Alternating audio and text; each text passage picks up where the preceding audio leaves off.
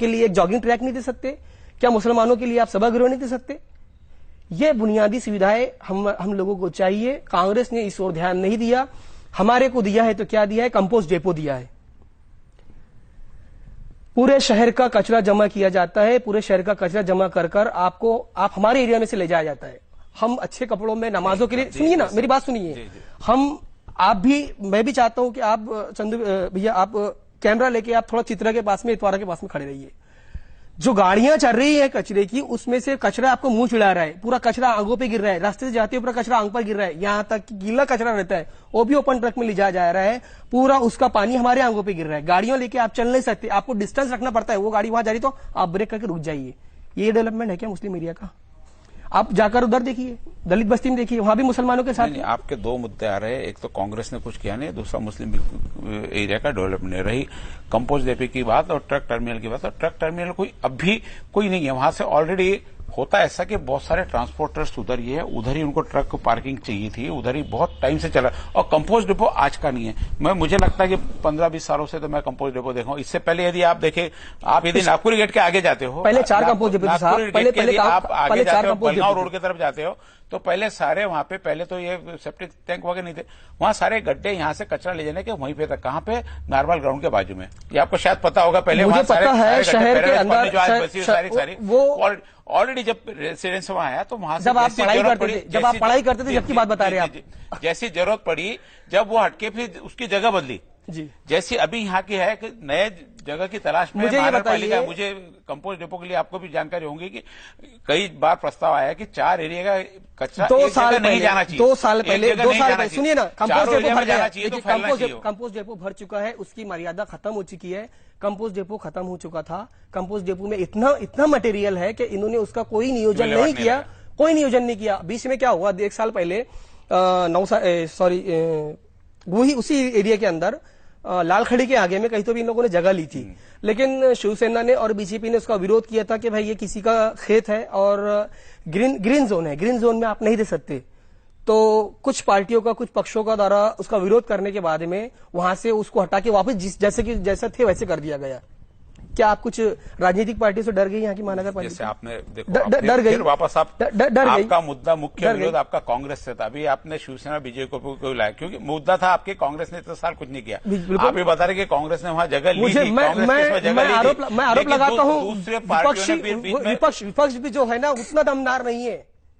उन्होंने जिस तरीके से अपने बात को रखना चाहिए था, जब तक तुम विपक्ष में बैठकर एकदम दमदार नहीं रहोगे, अपनी बात को सही तरीके से नहीं रखोगे, तब तक सत्ताधारी अपना काम नहीं करेंगे। तो हट गया नहीं था पर्याय। अरे उसका देखिए, दमदार नहीं रहते तो हमारा बन जाता था कंपोस्ट डिपो आगे। गलत बात है।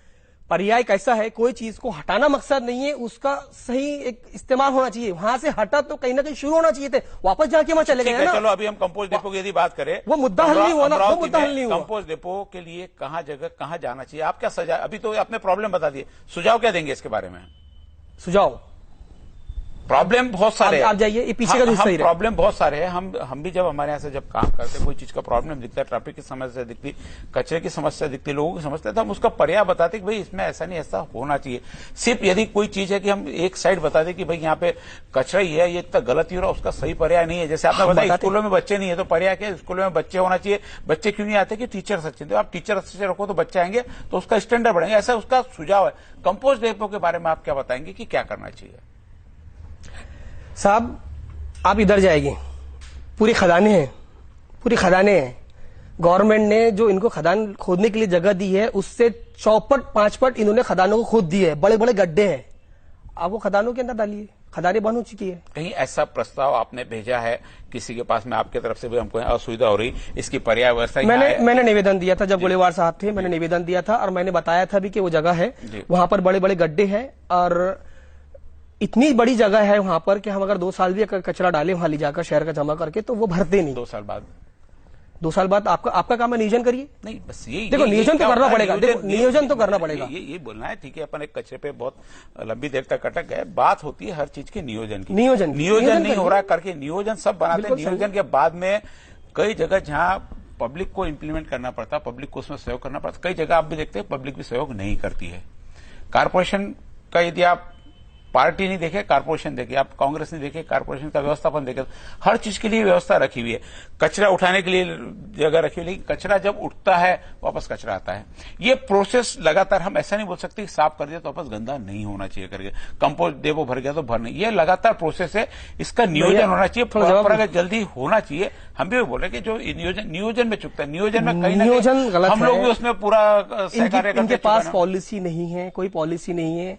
आज से 20 साल 25 साल, जैसा आपने बताया कि 2 साल बाद क्या, हाँ, 2 साल बाद क्या, बोला 2 साल की। तो मैं ये चाहता हूँ कि ऐसे प्रश्न करने वाले लोगों ने महानगर पालिका में बैठना चाहिए। आप जैसे लोगों ने वहां जाके बैठना चाहिए। हमारा काम, आप लोग, आप जैसे जिनके पास पॉलिसी है, देखिए आपका और आपके बीच का, सरकार के बीच का जो वहां तक आपकी बात वहां तक पहुंचाना और वहां से लाना, ये काम है।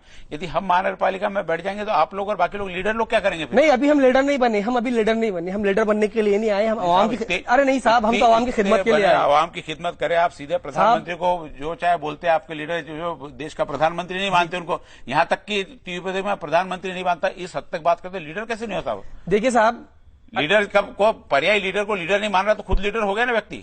बिल्कुल, वो तो है ना, अरे वो तो है ना।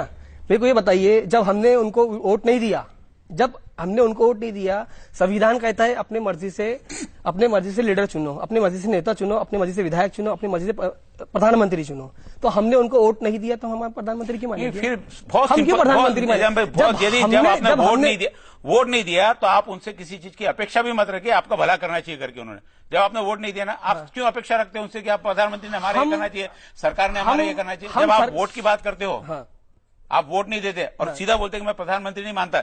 यहाँ पे भी ऐसा है, जैसे एरिया का आपका, आप पैराडाइज कॉलोनी ले लीजिए, कुछ नगर सेवक चुन के आप बोलते हैं कि आपने हमको वोट नहीं दिया, नहीं काम किया, फिर आप उस पर आरोप क्यों? भाई घर टैक्स क्यों ले रहे हो? अभी जो साफ सफाई करा रहे हो, कारपोरेशन नहीं कर रही, आप जो सुविधाएं नहीं लो। एक मिनट, एक बात सुनिए, जैसी हर किसी का हमने वोट नहीं दिया तो इसका मतलब कि हम हमारा हक नहीं मांगेंगे क्या? हम इस मुल्क के रहवासी हैं।